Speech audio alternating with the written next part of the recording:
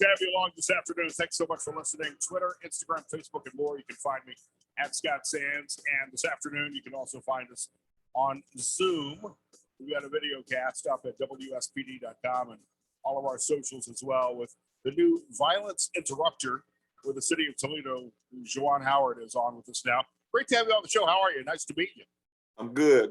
I'm JoJuan Armour. JoJuan Howard played in Michigan. JoJuan Howard. Oh, where did that come from? I apologize. We're not off to the best start, are we?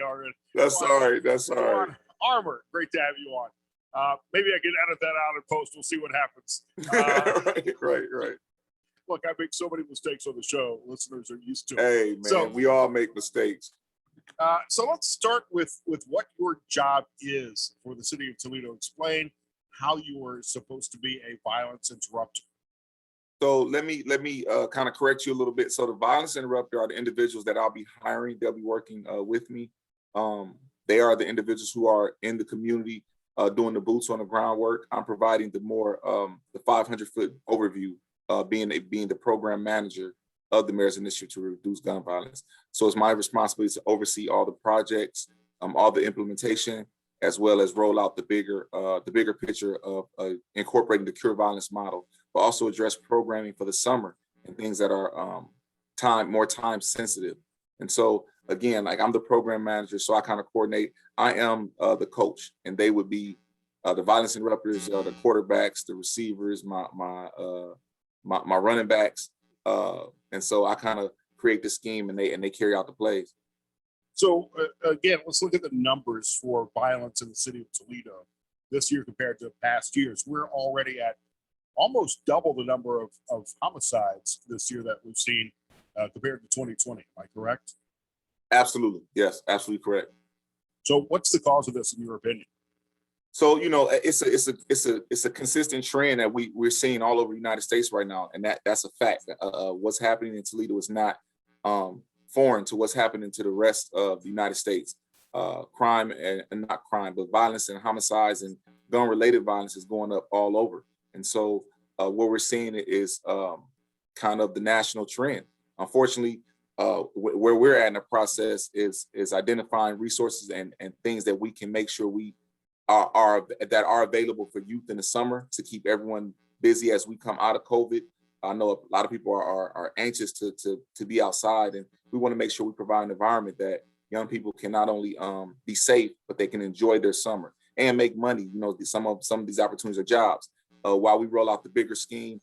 So it's kind of like, my chief of staff says all the time, we have to put the wheels on the bus while it's moving.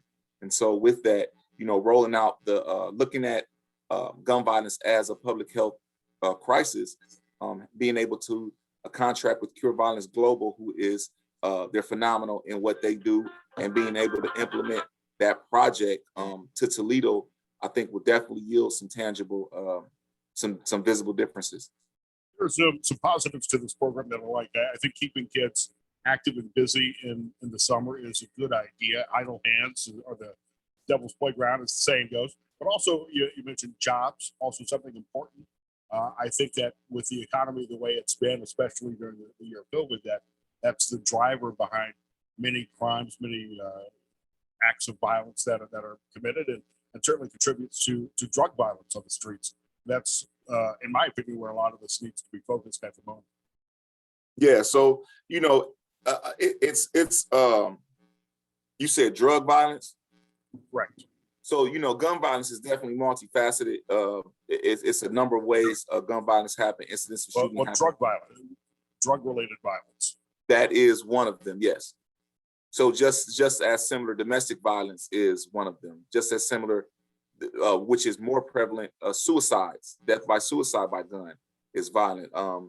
Gang-related violence, accidental shootings. So it's a number of incidents where gun violence happen. And so to create a program that is multifaceted and address individuals in a holistic view, we're able to attack each issue of each incident of violence, similar to what car manufacturers seen when automotive accidents were among the #1 killers in the United States. So they didn't stop making cars, even though it's a lot of guns that are accessible which shouldn't be. But what they did was improve the process by which cars were made. They improved 10-point inspection on airbags. They made stiffer punishments for DUIs. They improved the quality of cars that were built. So with all of these aspects and approaching it in a holistic view, they were able to see a reduction of fatal accident crashes. JoJuan Armour is here on the Scott Sand Show. You're hiring this firm from Chicago to come in and consult. Is that explain the logic behind this? Chicago is the city with the greatest gun violence in America at the moment. Do they really know what they're doing? I mean, it seems like they haven't been successful in their own home city. Yeah, so that's a very good question, first of all. But you have to look at the area. It's not Chicago as a whole. They concentrate on specific areas where individuals are at their highest risk. Similar programs have been run in Chicago, Oakland, who's seen tremendous change. New York, Brooklyn, New York has seen tremendous change in gun violence.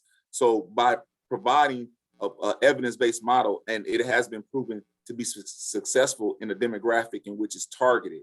So I think a lot of people look at Chicago as a whole, and they see gun violence go up, but not focus on the concentrated areas where violence interrupters were used to kind of change the trajectory of where some of these individuals, some of these more high-risk individuals were going. So when you get the team hired, and I know that there will be a job posting later in the week or early next week, what will these violence interrupters working for you do? What is the purpose of a violence interrupter? Right. So violence interrupters' responsibility is to be boots on the ground. They are active in the community. They are individuals who can get a seat at the table where the average citizen, a law enforcement cannot. I've been able to, because it's only me working right now, I've been able to de-escalate 2 issues myself, which were referred to me by TPD of possible retaliations for previous shootings. And so being able to go in and have a conversation with someone and kind of identify what are the root causes of this issue, let an individual know that, how the cycle, has to be stopped, or to provide resources to these individuals regarding mental health services, regarding resources as in trauma-informed care, helping moms who have recently lost children get the help they need in recovering from, such a tragic and such a tragic loss. And so being able to provide individuals at the ground level with the most important resources in recovering, mediating, and kind of de-escalating incidents is proven to be beneficial. So some opponents of this concept may seem to think this is kind of a touchy-feely anti-police approach, that the best way to stop the violence on the streets is to lock up criminals. Why would you disagree with that aspect? Well, that would be statistically, that's not a factual statement. Locking up individuals does not necessarily mean, 1, rehabilitation. It does not necessarily mean, 2, the decrease of crime. That is not, it's not true. So a lot of people would say these things because that's what they want to see. But that does not deter crime. What deters crime is making sure rehabilitation services are implemented, making sure the intervention services are implemented. Because what happens when you lock up someone who goes to jail and does not, they can come out more trauma impacted than they were when they went in. And so it's just not, it's not looking at the root cause of the incident and trying to find an answer for the incident. We want to fix the situation. We don't want to put Band-Aids on it. What's been the reaction from Toledo police to this concept? So far, it's been very, very positive. We've been interacting. I've also, that I was provided a police liaison, Captain Heffernan, who's been outstanding regarding communication, regarding transparency, sharing information. I don't provide any information to authorities. I am there to help them in their job. They don't want to see violence either. You know what I mean? They're not for incidents of violence. So whatever that can help the trajectory and where we're going as a city, they're for. So if you learned of a potential incident of violence, you're not going to tell police about it. Is that my understanding? I wouldn't know of a potential incident of violence. I wouldn't have that information. the job, and that is information that I would. So I'm not. Again, I am overseeing the violence interrupters. So if the violence interrupters shares with me that particular information, which they wouldn't see, that these are like how this is the reason why a model has to be in place so that an individual can be trained. Because as you probably know, as most individuals in the community know, if I have information that I withhold, I could be subpoenaed in the court. Right. And so having a model, yeah, it seems like right. To interrupt the violence, you would need to let the police know so that they can step in and make arrests or prevent it from happening. Right. If you knew that there was an incident of violence that was about to be perpetrated. So these are the kind of conversations that you have with Cure Violence Global, who has been in the business for years and have been able to do it successfully. How do you have these conversations? Because if we don't want to put the violence interrupters in harm's way either.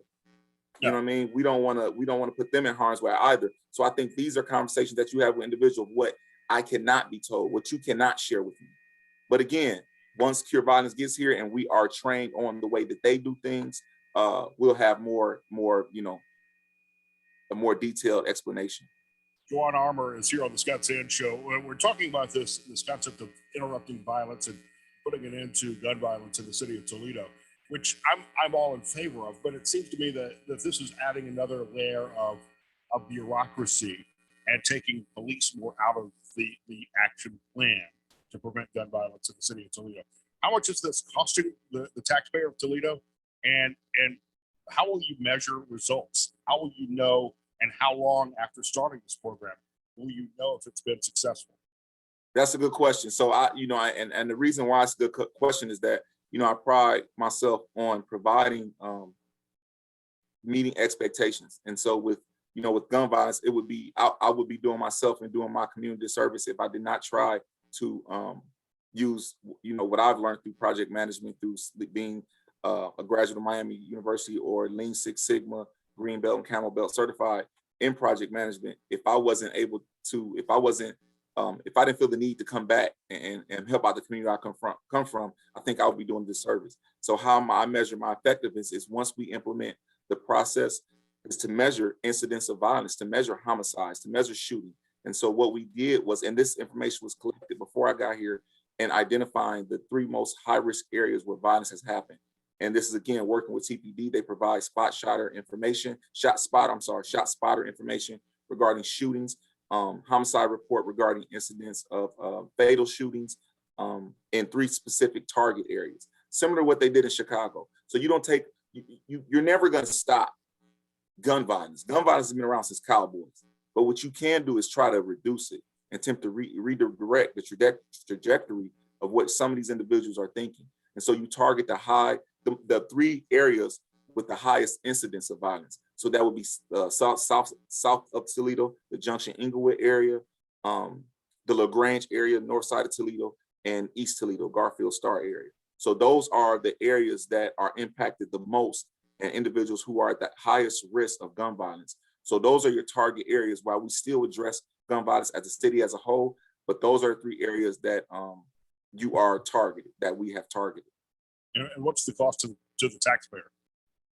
The cost of the taxpayer, I think I pitched to get, for the Cure Violence Global model, it was $80,000, which was, it does seem significant, but the cost of gun violence is definitely in the millions regarding loss of life, regarding economic deprivation to that community, regarding the loss of income. And so, it has to be, you have to look at it through an open lens. And that's plus the cost of your staff, which I'm assuming another $150,000 on top. Yes, so with the staff, it's beneficial. I was able to get grants to pay for 2 of the violence interrupters through CBDG funds, which was outstanding. And so, so that definitely helped with the cost of the violence interrupters.